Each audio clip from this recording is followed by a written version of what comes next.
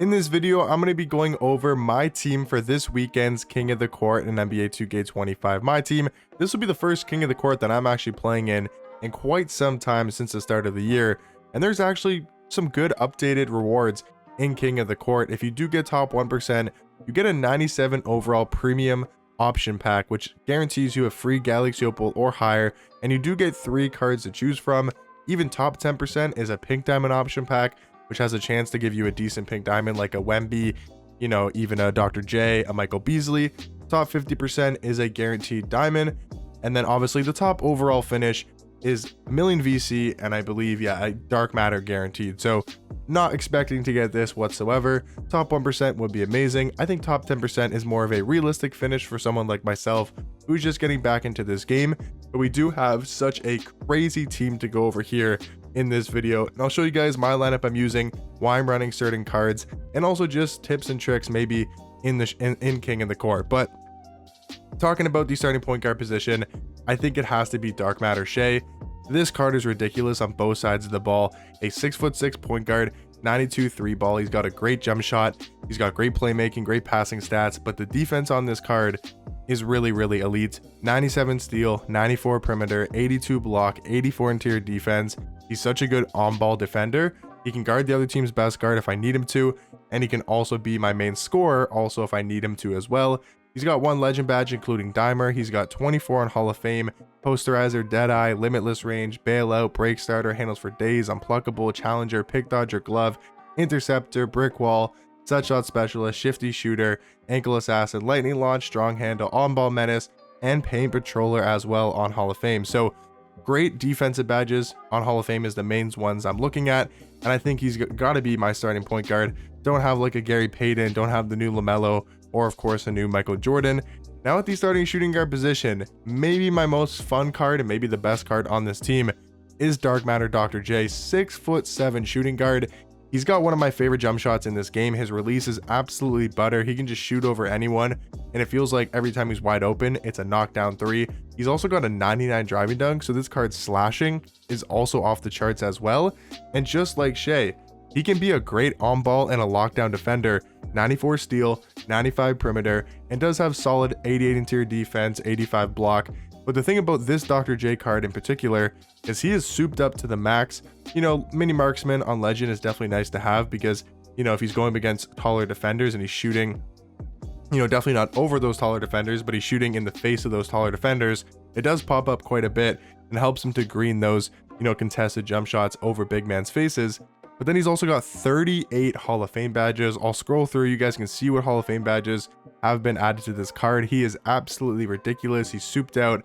And this card, I would say, is a top level shooting guard and is going to be my shooting guard for King of the Court this weekend. Now at small forward, I want a guy that can just do everything on the floor, and that's going to be Galaxy Opal Giannis. He's got 17 Hall of Fame badges.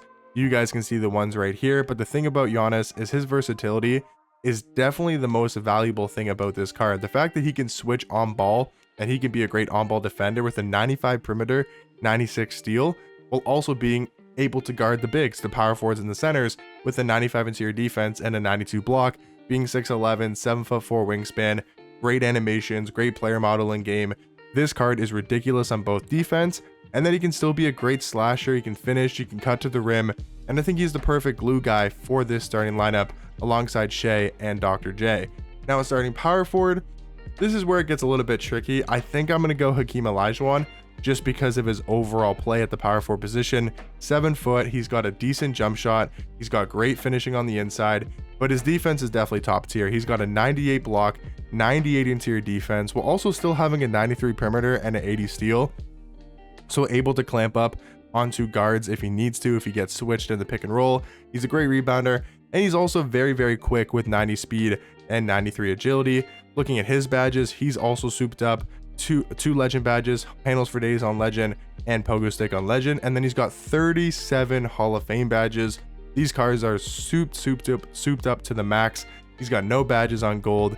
This card is ridiculous, one of the best power forwards in the game, and he'll be my starting power forward. And then to round out the starting lineup, probably my most fun card to use, just the glitchiest card in the game, is going to be Galaxy Opal Wemby, 7'4", knockdown jump shot. We know how good of a defensive card Wemby is. 98 block, 97 interior, 85 perimeter, 80 steal.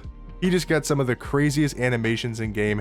He's also got 4 legend badges, including hook specialist, post fade phenom, dimer, and that legend high flying denier, while also having 36 Hall of Fame badges. Again, another card that is just souped up to the max. And I think Wemby, with this many badges and legend as well, Hall of Fame and legend badges, could be argued the best center in the game. So this is going to be my starting lineup for this week's King of the Court. And then now to talk about the bench, definitely a little bit weaker than the starting lineup, but Austin Reaves, I mean, this card is ridiculous at point guard, at scoring the basketball.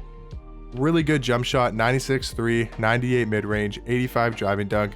His defense, definitely a little bit underwhelming, only like 89 perimeter, 85 steal. That's why we got to put some good defenders around Austin Reaves. But for scoring the ball, he's got great dribble sigs. I believe he's got the Darius Garland dribble style, and he's got a knockdown jump shot with his release on very quick. So going to be my main ball handler off the bench, and going to be a card I go through a ton. But another card I go through a ton off the bench that can really score the ball is this level 40 for season 5 Dark Matter Brandon Roy. 6'6" at the shooting guard position, 97 3 ball, 98 mid-range, 98 driving dunk. Such a good slashing card. Really like his jump shot, and he can be a lock if I need him to. 92 steal, 95 perimeter, 89 interior, 80 block. He's going to be able to play great defense. Super quick card, and then also does have 27 Hall of Fame badges. You guys can see the Hoff badges here as I do scroll down. Him and Austin Reaves are my main 2 ball handlers off the bench, and the main 2 cards I go through on the offensive end. So at small forward, I don't really need much scoring. I really just need defense, and that's why I'm using this Dark Matter Scottie Pippen, because he's 6'8" at small forward. And like I said, the main thing I care about at this position off the bench is that defense, especially on the perimeter.